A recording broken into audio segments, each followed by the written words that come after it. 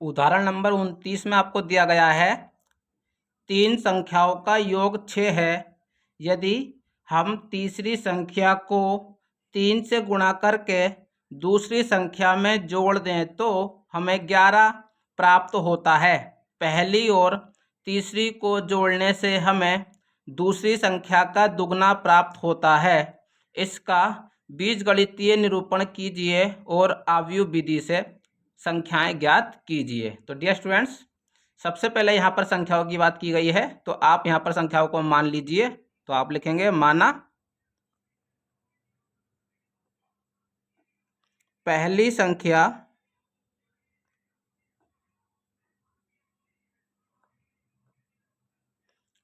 बराबर x, दूसरी संख्या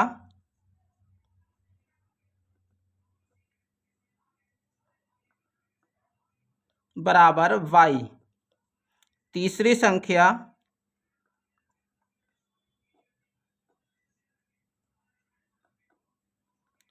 बराबर z। यहाँ पर हमने 3 संख्याओं को मान लिया है। अब डियर स्टूडेंट्स, प्रश्न में दिया गया है कि तीनों संख्याओं का योग 6 है। तो यहाँ पर 3 संख्याएं आपने मानी है, तो ये हो जाएगा x plus y plus z बराबर 6। ये आपकी समीकरण नंबर 1 हो जाएगी।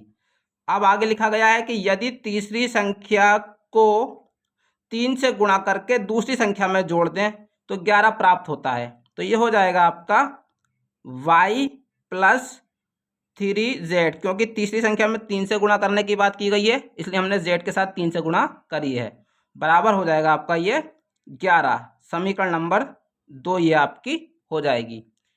अब आगे देखिए, लिखा गया कि पहली और तीसरी को जोड़ने से हमें दूसरी संख्या का दुगना प्राप्त होता है। तो देखिए, पहली संख्या है आपकी x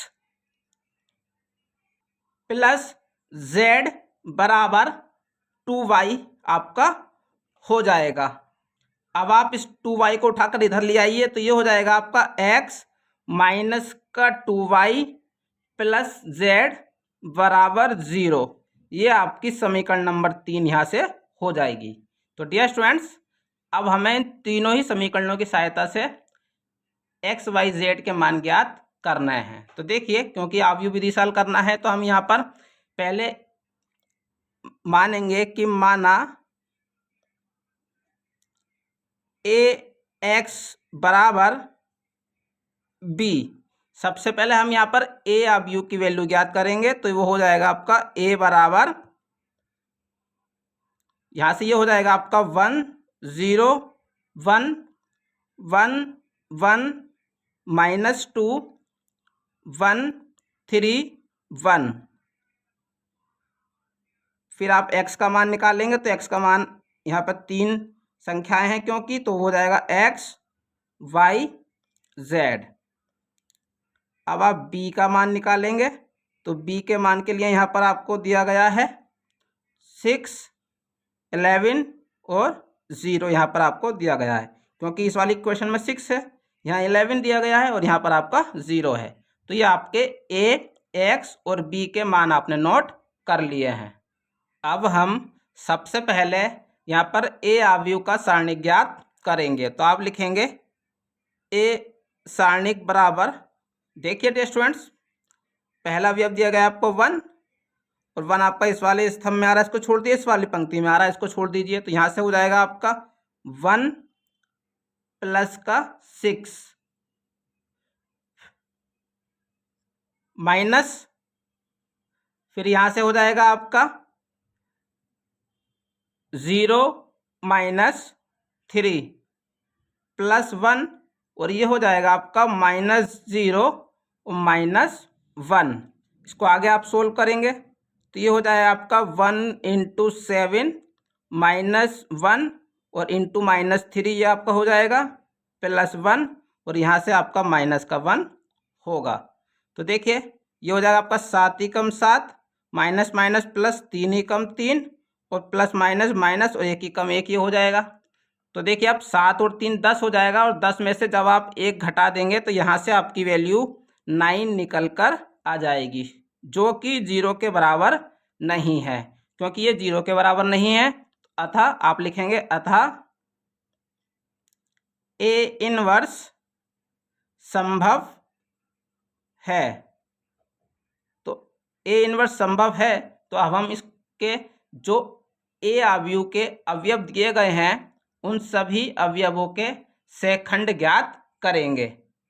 सबसे पहले आप यहाँ पर A11 की वैल्यू निकालेंगे, तो वो हो जाएगी आपकी यहाँ पर -1 की पावर 2 और यहाँ पर होगा आपका M11,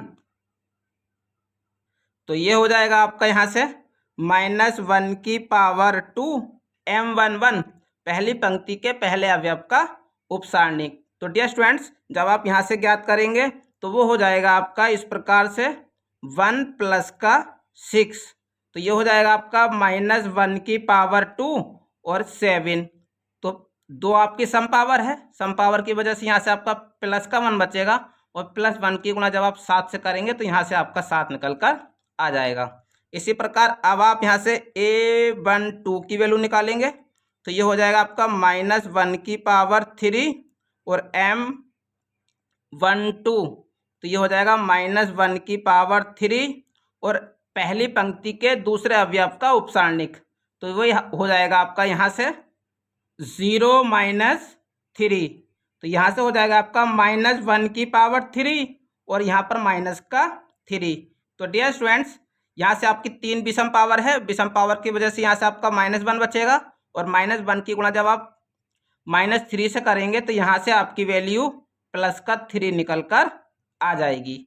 अब आप निकालेंगे A13, तो वो हो जाएगा आपका -1 की पावर 4 M13, तो ये हो जाएगा आपका -1 की पावर 4 और M13 वो होगा आपका यहाँ से डियर स्टूडेंट्स, क्योंकि आपको पहली पंक्ति के तीसरे अवयव का उपसारणिक निकालना है, तो ये हो जाएगा आपका 0 माइनस का 1, तो कुल मिला के यहाँ से आपका हो जाएगा -1 की पावर 4 और -1, तो ये हो जाएगा डियर स्टूडेंट्स आपका। देखिए 4 यहाँ पर आपको सम पावर दी गई है और सम पावर की वजह से यहाँ से आपका +1 बचेगा और +1 की गुणा जब आप -1 से करेंगे तो यहाँ से आपकी वैल्यू -1 निकल कर आ जाएगी। अब आप यहाँ से A21 की वैल्यू निकालेंगे, तो ये हो जाएगा आपका -1 की पावर 3 और M21, तो ये होगा आपका -1 की पावर 3 M21, तो M21 हो जाएगा आपका यहाँ पर 1 + 2, तो ये हो जाएगा आपका -1 की पावर 3 और इंटू में 3, तो यहाँ पर 3 विषम पावर है, तो विषम पावर की वजह से यहाँ से आपका -1 बचेगा और -1 की गुणा जब आप 3 से करेंगे तो यहाँ से आपकी वैल्यू -3 निकल कर आ जाएगी। अब आप यहाँ से A22 की वैल्यू निकालेंगे, तो वो हो जाएगा आपका -1 की पावर 4 और M22, तो ये हो जाएगा आपका -1 की पावर 4 और M22 दूसरी पंक्ति के दूसरे अवयव का उपसारणिक। तो देखिए आपका ये हो जाएगा यहाँ से 1 - 1, तो ये हो जाएगा -1 की पावर 4 और इंटू में यहाँ पर आपका 0 हो जाएगा, तो कुल मिला के यहाँ से आपकी वैल्यू 0 निकल कर आ जाएगी। अब आप A23 की वैल्यू निकालेंगे, तो हो जाएगा आपका -1 की पावर 5 और M23, तो ये हो जाएगा आपका -1 की पावर 5 और M23 यहाँ पर हो जाएगा आपका -2 और -1, तो ये हो जाएगा आपका -1 की पावर 5 और -3, तो 5 विषम पावर है, तो यहाँ से -1 बचेगा और -1 की गुणा जब आप -3 से करेंगे तो यहाँ से आपकी वैल्यू +3 निकल कर आ जाएगी। अब आप A31 की वैल्यू ज्ञात करेंगे, तो ये हो जाएगा -1 की पावर 4 और M31, तो ये होगा -1 की पावर 4 और M31 तीसरी पंक्ति के पहले अवयव का उपसारणिक, तो ये हो जाएगा आपका 3 - 1, तो यहाँ से हो जाएगा आपका -1 की पावर 4 और 2, 4 सम पावर है, सम पावर की वजह से यहाँ से आपका +1 बचेगा और +1 की गुणा जब आप 2 से करेंगे तो यहाँ से आपकी वैल्यू 2 निकल कर आ जाएगी। इसी प्रकार अब आप A3 2 निकालेंगे तो यहाँ से हो जाएगा आपका -1 की पावर 5 और M3 2, तो ये होगा आपका -1 की पावर 5 और M3 2 तीसरी पंक्ति के दूसरे अवयव का उपसारणिक, तो ये हो जाएगा आपका 3 - 0, तो ये हो जाएगा आपका -1 की पावर 5 और इंटू में यहाँ 3 बचेगा, तो 5 विषम पावर है, विषम पावर की वजह से यहाँ से आपका -1 बचेगा और -1 की गुणा जब आप 3 से करेंगे तो यहाँ से आपकी वैल्यू -3 निकल कर आ जाएगी।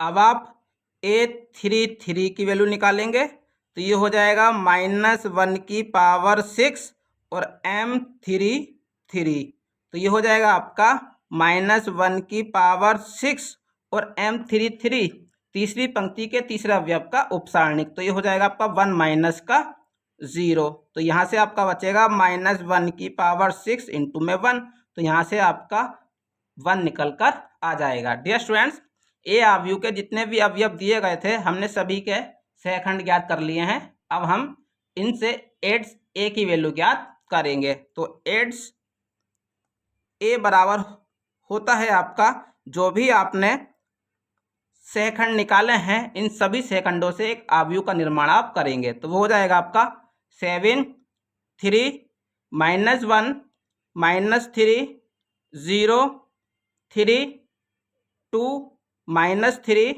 1, और यहाँ पर आप लिखेंगे टी मतलब आपको इसको ट्रांसपोज अर्थात परिवर्त निकालना है, तो आप पंक्तियों को स्तंभों में परिवर्तित कर देंगे, तो ये हो जाएगा 7 3 -1 -3 0 3 2 -3 1, यहाँ से आपकी एड्स ए की वैल्यू निकल कर आ गई है।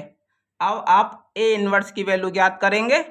ए इनवर्स का फॉर्मूला होता है आपका ए इनवर्स बराबर 1/a का सारणिक और एड्स ए, तो ये हो जाएगा आपका 1/a के सारणिक की जो वैल्यू आपने ज्ञात करी है वो है 9 और एड्स ए की जो वैल्यू है वो है आपकी 7 3 -1 -3 0 3 2 -3 1, ये आपकी ए इनवर्स की वैल्यू निकल कर आ गई है।